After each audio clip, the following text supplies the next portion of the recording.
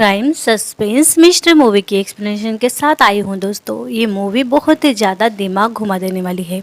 यह एक Japanese movie है जिसका नाम है क्यूअर। इसमें एक सीरियल किलर लोगों को मार रहा था, पर वो खुद किसी का मर्डर नहीं कर रहा था, पर लोगों को मारने में उसका ही हाथ था। जूइस हर एक केस में परेशान हो जाती है। पुलिस को भी कुछ समझ नहीं आता। डिटेक्टिव इसके पीछे लगती है। अब कहानी की स्टार्टिंग होती है एक लेडी से जिसका नाम है शूनो, जो साइकियाट्रिस्ट के पास आई है। वो कोई बुक पढ़ रही थी। उसे एक बीमारी थी। वो हर बात थोड़ी देर बाद भूलती थी, यानी 5 मिनट बाद भूलने की बीमारी थी उसे। पर वो जो बुक पढ़ रही थी उसकी स्टोरी वो डॉक्टर को सुनाती है। उसने पूरी बुक समझ ली थी। अब सीन शिफ्ट होता है वहाँ जहाँ एक मर्डर हुआ था। किसी लू नाम के आदमी ने एक तवायफ का खून किया था। जब पुलिस वहाँ इन्वेस्टिगेशन के लिए पहुंची तो खूनी लू वही रूम में छुपा हुआ था। वो डरा हुआ था, पर जब पुलिस उससे पूछती है तो वो कहता है हाँ, खून मैंने ही किया है। इस केस का मेन था टकाबी। सारे केस वो अच्छे से समझ लेता है। टकाबी एक डिटेक्टिव है। लू के बयान की वीडियो भी वो देखता है और यहाँ डेड बॉडी पर एक क्रॉस का सिंबल बना था और हर्ट की और जाने वाली नसें काट दी गई थी। अब यहाँ टकाबी अपने दोस्त मजेटो के पास आता है। मजेटो भी एक डिटेक्टिव साइकियाट्रिस्ट था। वो मजेटो को लू की कबूली वीडियो दिखाता है और इसे देख मजेटो कहता है हाँ, ये आदमी सच कह रहा है। ये नॉर्मल आदमी है, इसकी दिमागी हालत भी ठीक है। ये सुन टकाबी कहता है 4-5 महीने अपने शहर टोक्यो में ऐसे सेम 5-6 केस हुए हैं। विक्टिम को मारकर क्रिमिनल वही कहीं छुपता है। पुलिस के जाने के बाद वो अपना क्राइम भी एक्सेप्ट कर लेता है, पर उसे ये याद नहीं रहता कि आखिर उसने मर्डर क्यों किया। हर केस में विक्टिम के बॉडी पर क्रॉस का साइन भी मिलता है। अब सीन शिफ्ट होता है एक पॉल नाम के आदमी पर, जहां पॉल समुंदर किनारे बैठा था। तभी उसके पास एक होमलेस इंसान आता है जो पॉल से बातें करता है। वो कहता है मैंने मेरी यादें खो दी है, मुझे कुछ भी याद नहीं, कहाँ जाऊँ समझ नहीं आ रहा और भूख भी लगी है।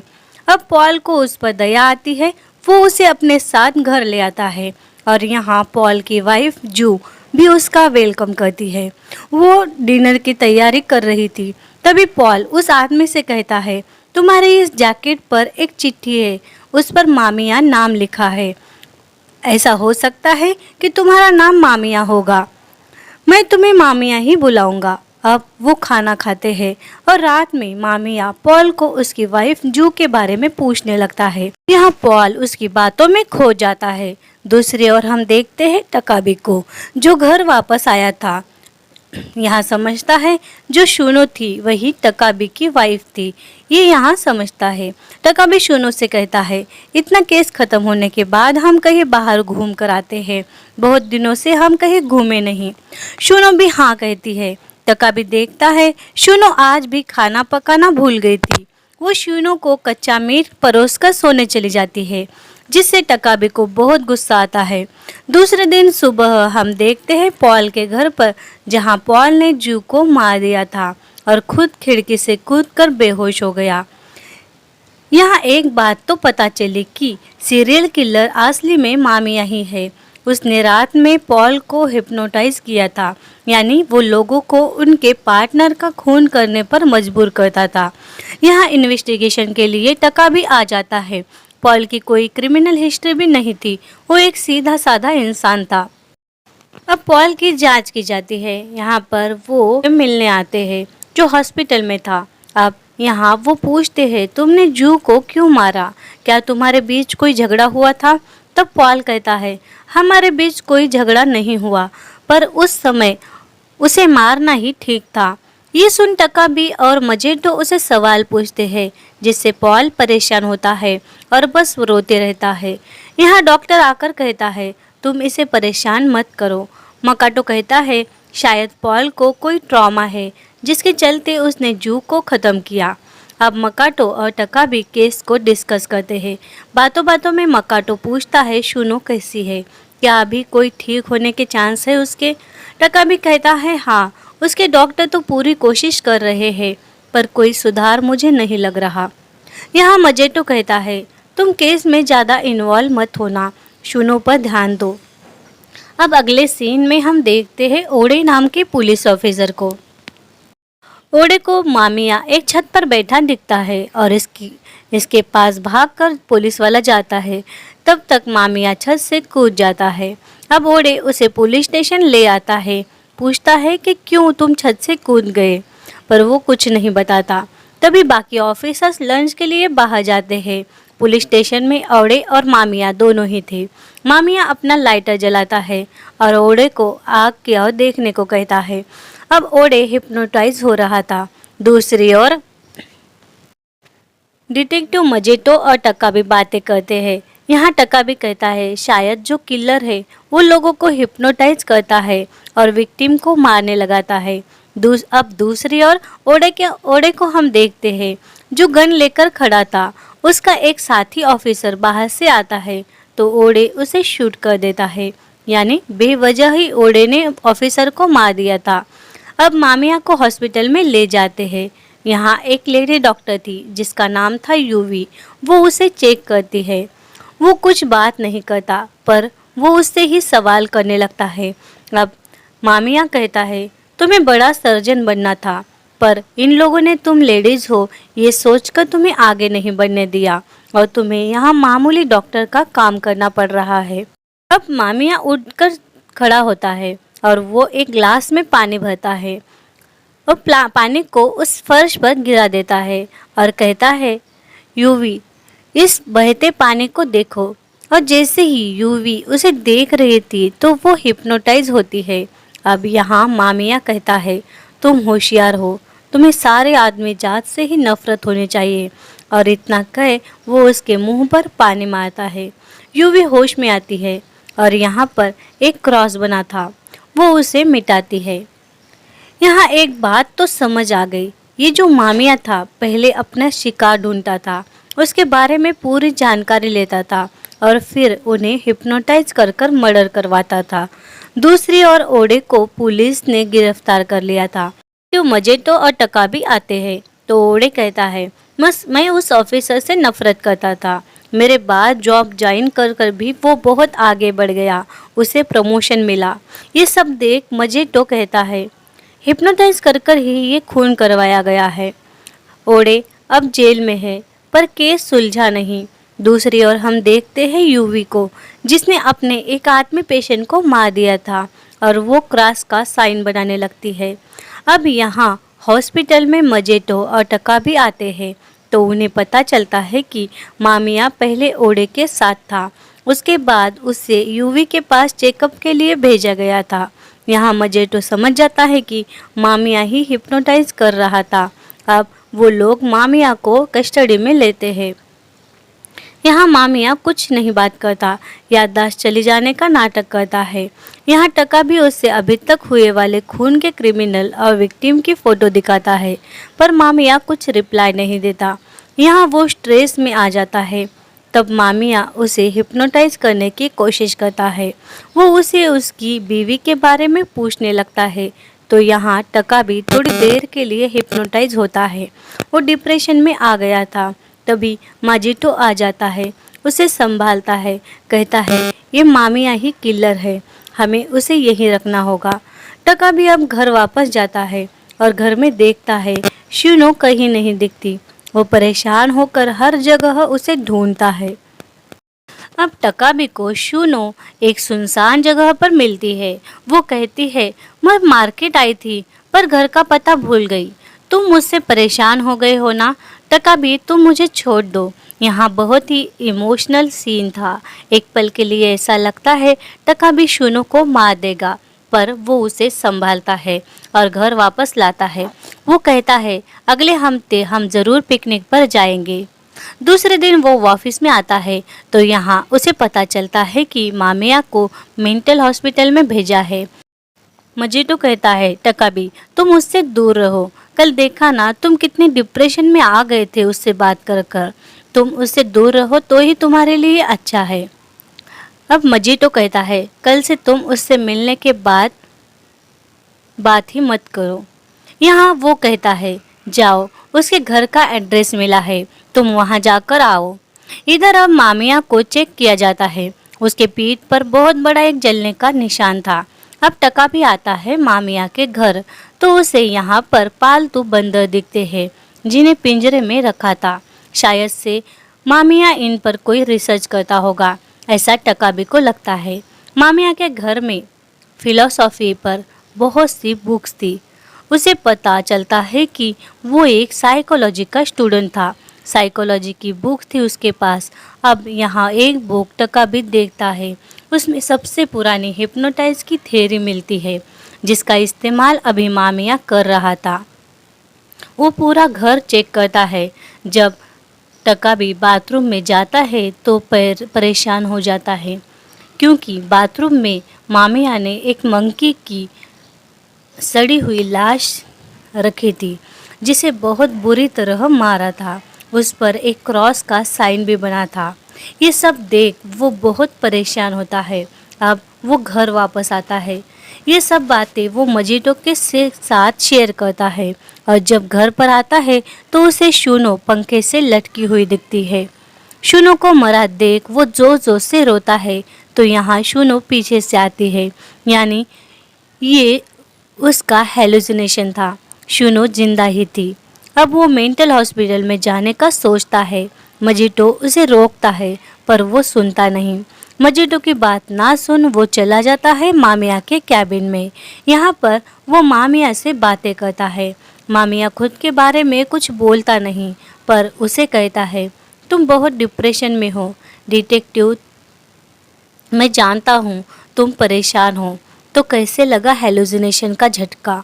बहुत मुश्किल है ना एक बीमार वाइफ को संभालना।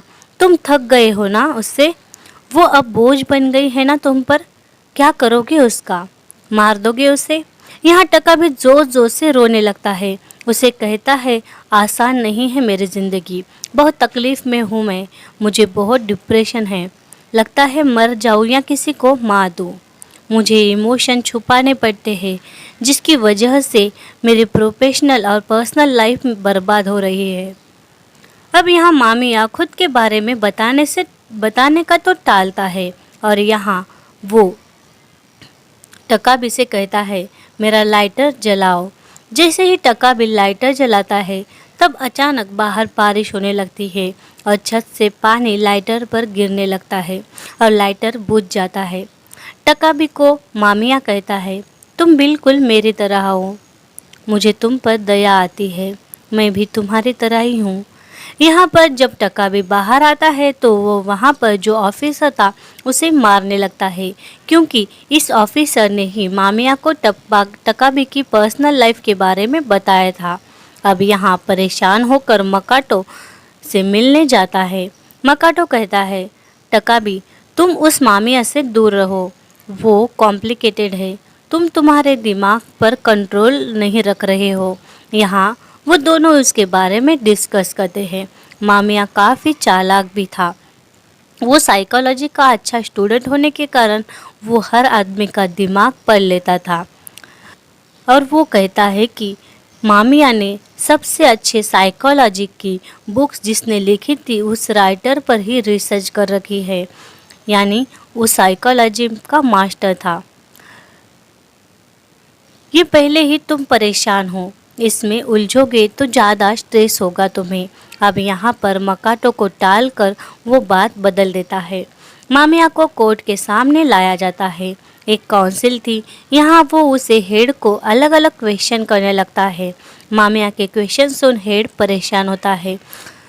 उसके क्वेश्चन से वो डिप्रेशन में आ जाता है, पर यहाँ जो टकाबी था वो ही उसे ध्यान से सुनकर समझ रहा था।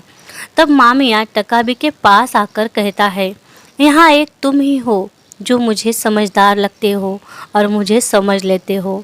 ये सुन टकाबी उसे देखता है। टकाबी को भी समझ रहा था कि मामिया उसके लिए खतरनाक है। टकाबी की मेंटल हेल्थ पर इसका परिणाम हो रहा था। अब वो रात में घर आता है। शूनो सोई हुई थी। यहाँ टकाबी शूनो को देखकर सोचता है, मैं शुनू को मार देता हूँ, जिसकी वजह से मुझे लाइफ में आसानी हो जाएगी। वो जाकर किचन में से एक लाइफ ले आता है और बाद में खुद ही रोने लगता है कि ये मैं क्या कर रहा हूँ। अब वो ठंडे दिमाग से सोचता है, मेरे दिमागी हालत ठीक नहीं, शुनू को कुछ दिन हॉस्पिटल में रख देता हूँ, वरना मामिया के चक्कर में मैं ही इसका खून कर दूंगा। कभी सोचता है अगर शुनू को हॉस्पिटल में रख दिया जाए तो ताकि उसका अच्छे से कोई केयर कर सके, खुद भी थोड़ा फ्री हो जाऊं। अब टका भी बाहर डिनर के लिए आता है, तभी उसे मोजेटो का कॉल आता है। अब टका भी मोजेटो के घर आता है।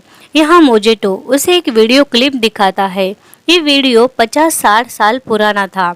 इसमें एक आदमी एक औरत को हाथ से हिप्नोटाइज कर रहा था और वो लेडी अपने ही बेटे को मार देती है। ये देख मोजेटो और टका भी इस पर डिस्कस कर रहे थे और यहाँ मोजेटो अचानक दीवार पर क्रॉस का सिंबल बनाने लगता है। यहाँ टका भी निष्कर्ष लगाता है कि ये जो किलर है वो लोगों की कमजोरी भाप कर उन्हें हिप्नोटाइज करता है और ऐसे बहुत से लोग और लोगों के ग्रुप भी है। ये लोग कमज़ोर लोगों पर मर्डर करने लगाते हैं, यानी यहाँ मर्डर अपनी मर्जी से नहीं तो डिप्रेशन में हिप्नोटाइज होकर मर्डर करने वाले थे। अब टका भी देखता है कि मजेटो ने क्रॉस का साइन बनाया है।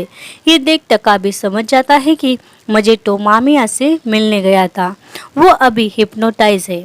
तब मजेटो उसे होश में लाता है। तभी दूसरी ओर हॉस्पिटल से कॉल आता है कि मामिया भाग गया, यानी मामिया अब आज़ाद था। अब और लोगों को वो मारेगा। अब इधर मजेटो के घर जब टका भी आता है तो यहाँ देखता है मजेटो ने सुसाइड कर ली थी। मजेटो को मरा देख टकाबी को कुछ समझ नहीं आता और वो थोड़ी ही देर में बाहर जाकर नॉर्मल हो जाता है और वो उस जगह आता है जहाँ वो वीडियो क्लिप शूट हुआ था, जो वीडियो अभी टकाबी ने मजेटो के साथ देखी थी। टका भी बहुत परेशान था और यहाँ मामिया भी आ जाता है।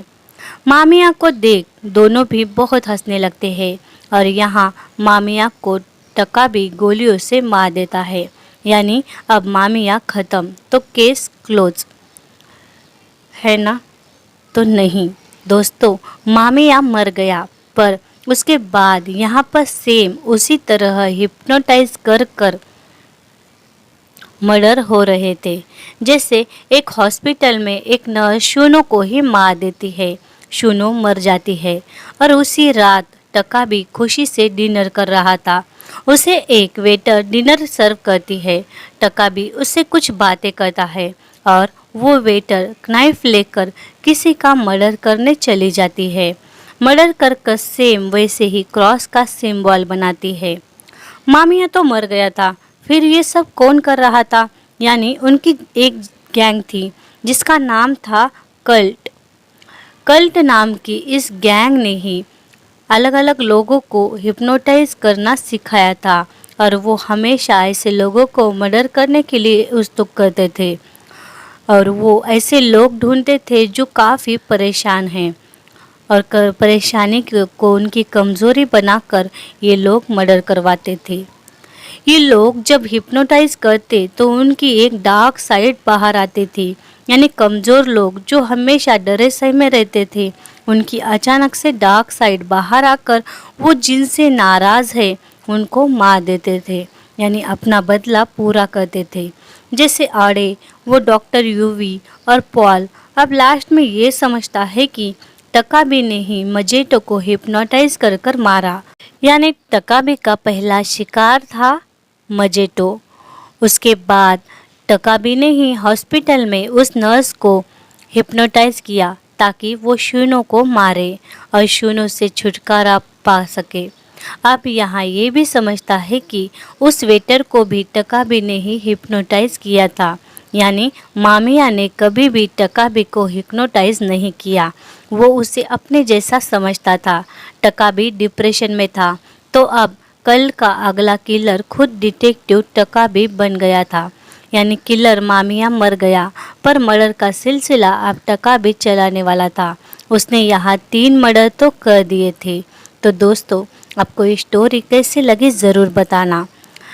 टकाबी ने हिप्नोटाइज का हिप्नोटाइज की जो भी बातें हैं वो कुछ मामिया से सीखी, तो कुछ मामिया के घर में जो बुक्स मिली थी उस थियरी से सीखी। क्योंकि यहाँ पर जो टका भी था वो पहले से ही डिप्रेशन में था अपने वाइफ और अपने जॉब से, तो वो हमेशा मजेटो से भी परेशान रहता था, इसीलिए उसने मजेटो को मार दिया। अब ये सीरियल किलर का सिलसिला ऐसे ही चलता रहेगा।